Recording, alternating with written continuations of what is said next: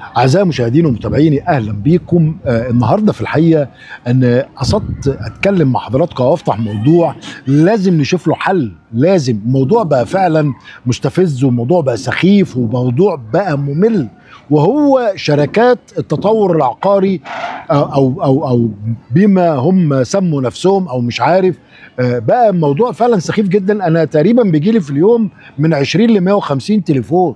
ليه؟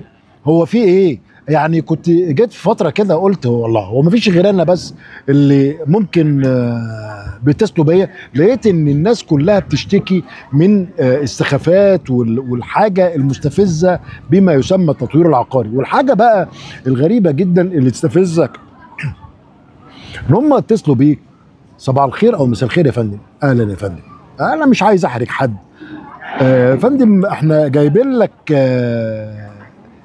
فيلا لقطه ب 2% بس مقدم. شكرا، انا مش محتاج. يعني انا لو محتاج فيلا اكيد هروح ادور واشوف ايه المناسب ليا واشتريه.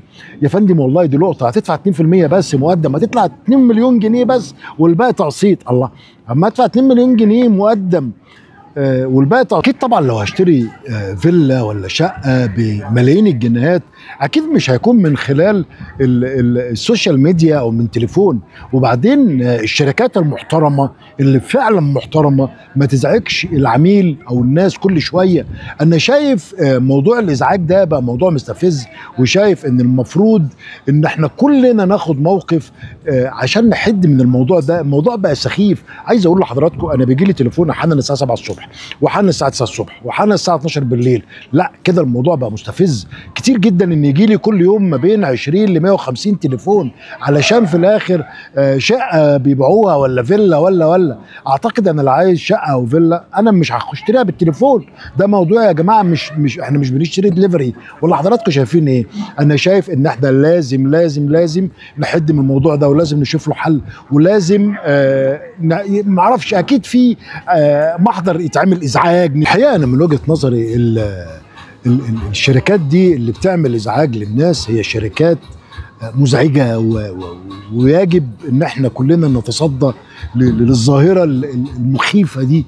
اعتقد ان لو في يعني شركه عايزه تسوق مفيش مانع انها تسوق زي ما عايزه. ممكن تبعت رساله على الواتساب، على الماسنجر، على اي وسيله عن طريق رساله. لكن موضوع التليفون ده موضوع بقى مزعج. يعني لما الواحد يرد على تليفون عيلته ولا اصحابه ولا الناس المزعجه اللي بتزعج بالشكل ده، اعتقد ان احنا لازم كلنا نتصدى للظاهره المريمه المخيفه السخيفه اللي بالشكل ده.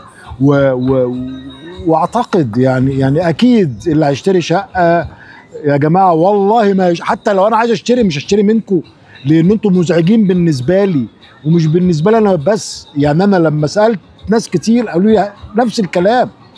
فارجوكم لو سمحتوا احترموا نفسيكم وخليكم ناس محترمه وبلاش تزعجوا الناس. اشكركم واسف للاطاله، وفي نهايه لقائي انا بشكركم شكرا جزيلا، وتحياتي فنان الرحاب.